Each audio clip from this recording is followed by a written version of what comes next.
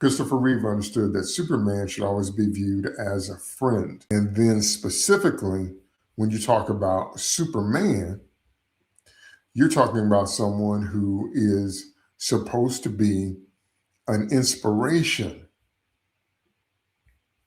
Okay, part of the whole core of Superman's character is that he is an inspiration to those who know him, those that see him.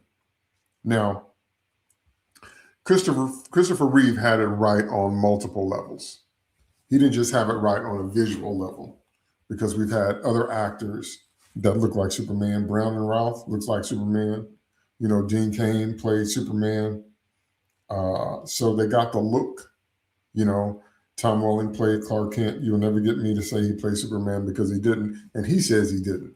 So don't get me started on Smallville. Y'all know how I feel about Smallville. That's another conversation.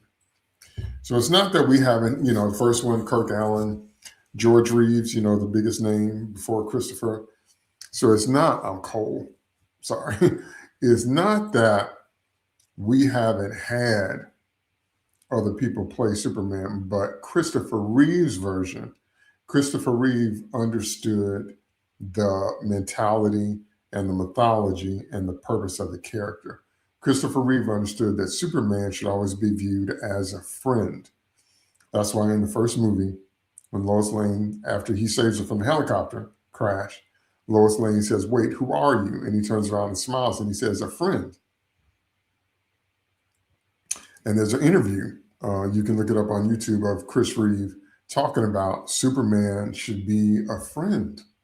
You should feel safe when he's around. You should know that justice is going to be done when he's around.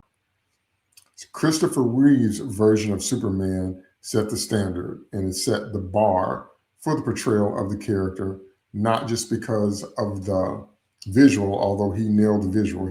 Christopher Reeve also understood the mentality and the mythology of the character, that you should feel safe when Superman's around, that you should feel that he's a friend.